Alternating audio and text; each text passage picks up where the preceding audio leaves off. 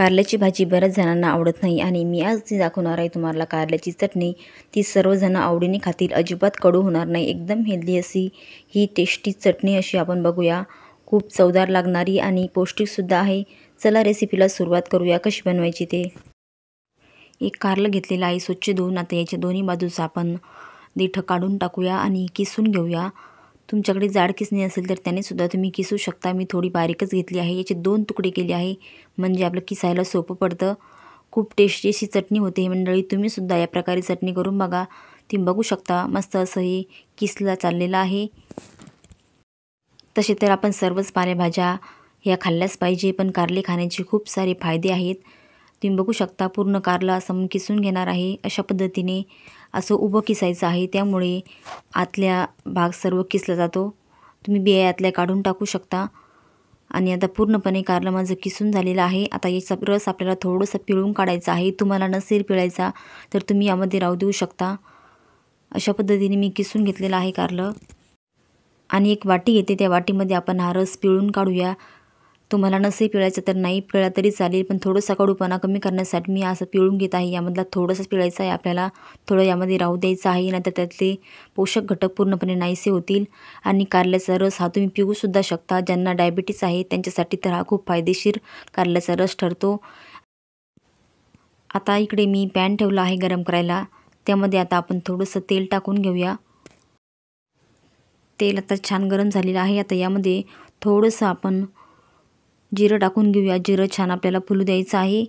आणि नंतर मी लसूण ठेचून घेतलेला आहे खलबत्त्यामध्ये, तो टाकायचा आहे। जाडसरच ठेचून घेतला आहे थोडासा कलर चेंज होऊ देऊया आपण लसणाचा। खूप जास्त आपल्याला असा लाल करायचा नाही हा लसूण। आणि त्यामध्ये आता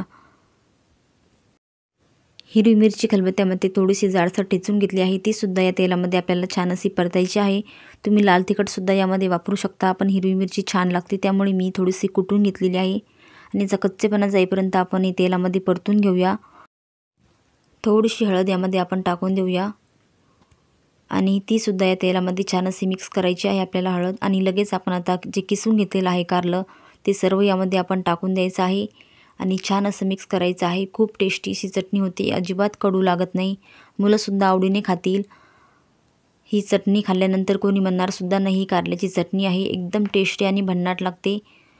पूर्णपणे आता मिक्स करून घ्यायचे आहे यामध्ये आपल्याला तेलामध्ये। गॅस लोच ठेवायचा आहे, झटपट तयार होते, जास्त वेळसुद्धा लागत नाही याला। आणि चवीनुसार मीठ टाकून घेऊया आणि पुन्हा मिक्स करून घेऊया आपण।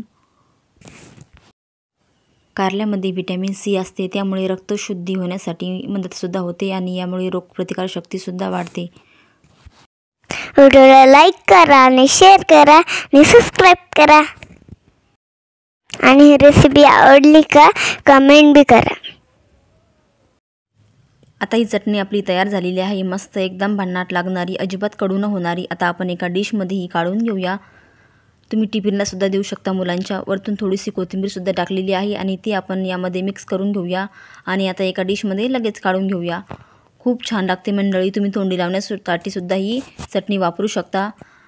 आता एका डिशमध्ये मी काढून घेत आहे। एकदम चविष्ट अशी चटणी तुम्ही या प्रकारे करून बघा आणि खाऊन बघा। आजची रेसिपी शेवटपर्यंत पाहिल्याबद्दल तुमचे मनापासून खूप खूप धन्यवाद मंडळी। भेटूया अशाच मस्त छान रेसिपीमध्ये, तोपर्यंत बाय बाय मंडळी।